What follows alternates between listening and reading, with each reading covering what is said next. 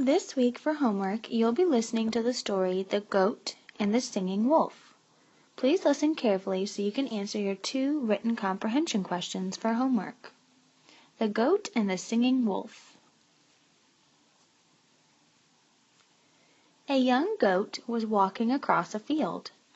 Suddenly, a hungry wolf jumped out of the bushes. The goat ran for his life, but the wolf soon caught him. The hungry wolf licked his lips. He opened his jaws to eat the goat. "Wait!" cried the goat before the wolf could gobble him up. "Do me one favor before you eat me," he begged. "What favor is that?" asked the wolf. "It's a small thing, really," said the goat. "I want to hear music once more in my life," said the goat. "Would you please sing me a song before you eat me?" he asked. The wolf thought for a moment.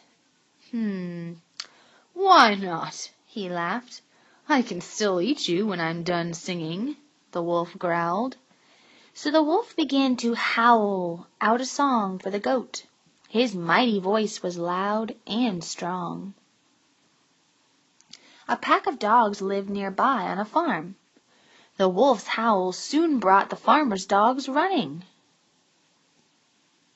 The pack of dogs quickly chased off the wolf. The young goat laughed when he saw the wolf run away. "That was the best song I ever heard," he chuckled. The wolf learned an important lesson that day. There's a box located underneath where it says the wolf learned an important lesson that day, because in the story it tells you what the lesson is, but that's going to be one of your written comprehension questions. There's also a glossary, which is a text feature.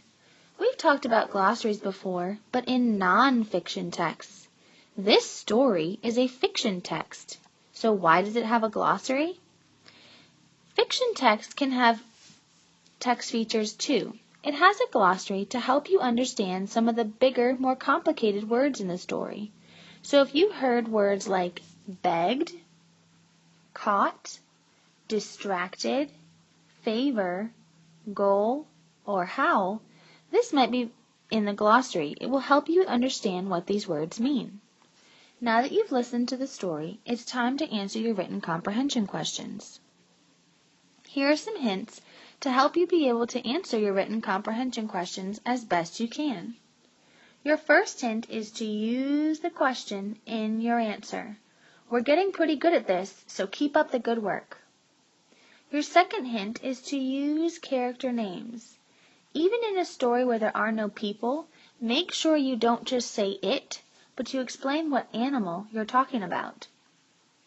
Your third hint is to use the book to find your answer. We call this text evidence and have been using it a lot in class.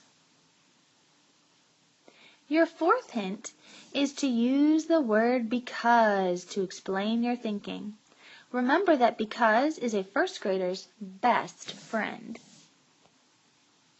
And your fifth hint is to check your answer. Make sure you read it out loud. This is a great habit to get into, so when we take our end-of-year M-Class test, you read your answer out loud to yourself before turning it in. Make sure all of the details and everything you need are in your answer before you turn it in. Good luck!